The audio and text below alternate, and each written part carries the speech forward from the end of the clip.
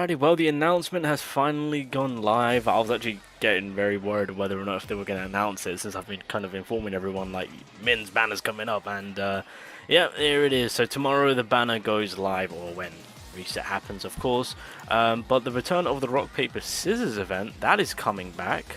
Honestly, I didn't mind this event due to the amount of resources that I was actually able to get through this. So this wasn't too terrible, I'll admit. But I think for the most part, everything is staying the same. So in terms of your winning streak, you know, a few essence out of it, that's not too bad. Ranking system as per usual, minimum 100 being given away, not too bad. Most is 500, so nothing too crazy there. And yeah, okay, so the rune fragments, they're still here, and the chest, weapon enhancement gears, and player damn it. Okay, I thought they were gonna probably give out gem chests, but no. They're keeping the reward as is.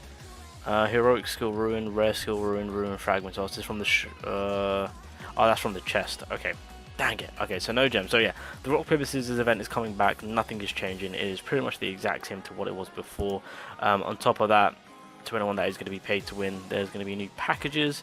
One that's going to be fully focusing on the weapon enhancement, which is fantastic, and then the other one is yeah, the gem pack, which took them long enough. I wasn't sure when they were going to add this in, but it was only a matter of time, so there's that. But yes, Min, he is going to be having his moment. That is right, a rate-up banner for him will be releasing, just like how Emma came about, and it's going to make things a little bit more interesting this time round due to the fact that Min is getting a buff, and he is a vital character for the game. Role that he plays, of how good of a role he actually plays in multiple situations, and that he is a key character to support the current broken characters to allow them to do even more damage, and again catering more to the crit side.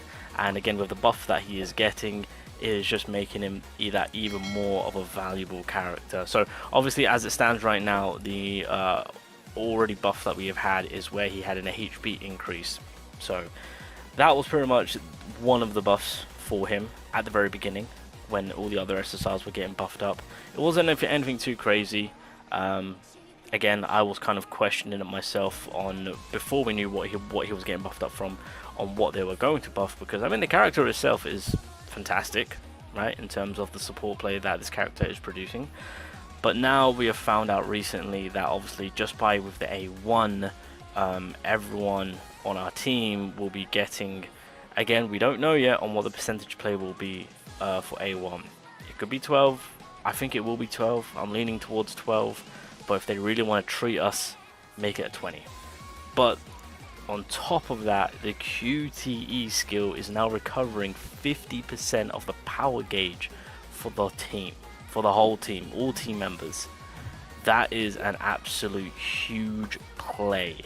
So obviously the key role for this man, and what a lot of people use him for, is obviously if you have dupes into this man, it will be for catering to the whole crit side of things from the A1. The ultimate itself is also a big factor in terms of, again, supporting more on the crit side of things. If you are able to max him out, which as you guys can see I am trying my best to, I can get that plus 50% on the highest attacking team member on their next ultimate skill, aka Cheyenne. And then of course with all of that, he's applying the debuff, making it so that we can do that little bit more damage to the enemy, to then ultimately power up our power gauge to a disgusting amount. So we're going to get 50% on the QTE skill, and then if you do get him to A4, oh, that only powers up him. Oh, I thought they were going to give us an extra 10% on the dupe. That would have been insane. So it only affects him, so he only gets the 10%. But realistically, that 50% is absolutely insane. And that is pretty much the role that Min is playing. Now, I will say, as an overall team, when it comes to team building, he is kind of like the universal support character. So to give you an example, we've got managed teams. So I was trying to do floor 39, and the team that I took, because I was trying to go full on offensive, right? And at the time, my best team was Cheyenne, Alicia, because of course she recently dropped, and then Ajibu, there we go. Yeah, so I was taking these 3 girls, and so I was full on. So all 3 of them, what the hell? All 3 of them I've catered to the crits. Like they all have crit builds in them, which means their damage output is mighty fine. And so they are dropping bombshells and they are dropping nukes. And at floor 39, I was just not getting anywhere with it. Keep in mind, I've got the shields in place, so I've got my protection going on. But the consistency of attacks just being popped off, yeah, I was just not getting it done. And by taking off power to provide support, that got the job done, because the boost that this character single-handedly just provides and that gives to the crit side of things, it's enough for these two just kind of to wreak havoc onto the enemy team, and again onto the more difficult stages. Again, I mean, just having him in an overall team in multiple situations. So again, if like, when it comes to the gem runs, of course, you know, I do try my best to stick to monos. So if I need fire, this is my fire team, right? If I need dark, typically this is my team. Although if I need breakage support, then I'll just kind of throw them in there, of course. But typically this is my dark team, you know. But like at the end of the day, again, if when it comes to my water team, this is it. I'm not switching him out. He's there forever. Yeah, let me just double check. Battlefield of Time, because again, he's one of those characters that is still being used in all situations. So is anyone using Min? Oh wait, yeah, I did use him. There you go. But again, it's he's a vital character to the game. A vital character to the game.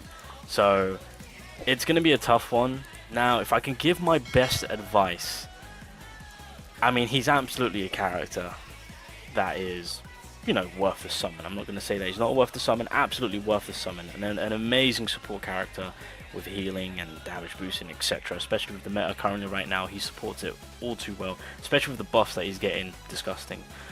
If I had it my way, because you've got to keep in mind, thankfully the banner is still out when we get like a foundation look of Mei Lin. I'm sure we'll get an early look beforehand to get an understanding on how Mei Lin is coming across, and then from that point we can kind of make up our minds.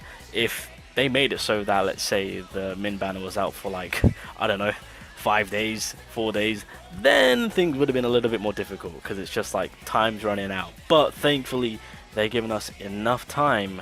I might actually even, I don't know if I should be saying this, because developers could be hearing about this and be like, oh yeah, you're right, Shiny, let's cut the banner time. And I'm just like, ah, god damn it. But hopefully not, hopefully not. But what I would suggest to those that don't have him is wait it out, wait until we get information about Mei Lin, because the thing is that the banners disappear on the update day for Mei Lin's release. So you've got more than enough time to find out on what she is capable of doing, to then decide on whether or not if you really want to go for that support character, right? That will probably be the best bet. Not only that, I mean, like I said, the rate up or the custom draw banner is always a banner that is kind of giving us that bit of a breathing room. So like I said, like even for myself, I've got him on the rate up list, although pulling him is a bit of a pain in the ass, since again, you've got multiple other items kind of in your way, and you know, with myself, I'm struggling to get that last dupe. That's why with the rate up banner, it's kind of a bit of a breathing room for myself. That way I can guarantee myself that copy. But at the end of the day, do I want to use my rate up tickets? Do I want to use my essence? No, not really, because I'm also interested in seeing what Mei Lin is doing. So there's that we've got to think of. So I think the best option is that hold off from summoning. Let's wait and see on if we can get info about Mei Lin. Hopefully I'm saying this name right. Once we find out on what she is doing and how good of a character that she is and what role she's playing, then we can decide on, then to those that don't have this character can decide on whether or not if they want to pull him. Although he is most definitely worth the pull, I'm not going to cap. Again, if those want to pull dupes, by all means, I'm in a boat where I need that final dupe, because that is going to be an absolute game changer. So yeah, that's the situation. The rate up banners come in. He's an amazing support. The buffs that they've given him, yeah, the developers, they know what they're doing. They know exactly what they're doing. So, but I would say play it smart, wait until the Mei Lin info drops, and then we can go from there, because thankfully the banner is out up until the update day. So we've got more than enough time, more than enough breathing room to actually make the right choice and make the right decision on the better character. If for whatever reason Maylin comes in and she's not playing that support, then that's going to be a tough one. Yeah, I don't know. We'll see. We'll see. But yeah, the healer is making his way in tomorrow.